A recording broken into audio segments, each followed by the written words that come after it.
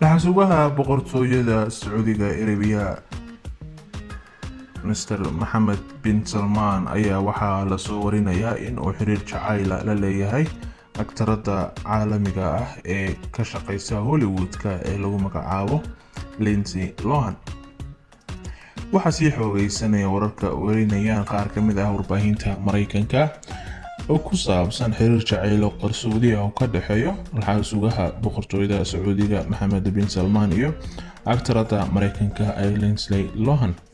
wargeyska Daily Beast ayaa sheegay in bin Salman iyo Lohan ay aad isugu soo dhawaanayeen bilihii ugu dambeeyay isla markaana oo caalamku idil ugu duulinayay diyaaradihiisa gaarka isla markaana u keenaya hadiyado qaali ah oo aad u badan.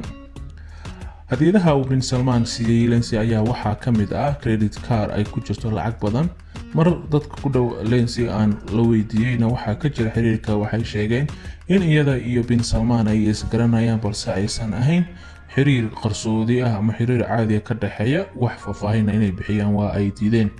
dad arrintan xog ogaalka u ah kuna dhow Lindsay ayaa 33 jir ah ayaa sheegay in si joogto ah iskugu weedaarsadaan fariino qoraaleedyo balse ay beeneen inuu siiyay hadiyado lacageed iyo inuu xiriir jacayl ka dhaxeeya midkoodna.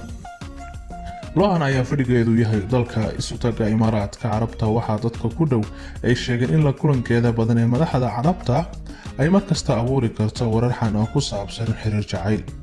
qof kale oo aad ugu dhow ayaa madaxa Carabta waxa uu sheegay markay arkaan aktaradan in ay waashaan xiriir lala sameeyay bin Salman iyo dad ku dhow ayaa waxa ay diiday inay ka jawaabaan xiriirka la tuunsan yahay. hase yeeshee waxa ay qireen in Lohan marar badan ay Sacuudiga u timid sar u qaadida magaca boqortooyada iyo arrimo kale.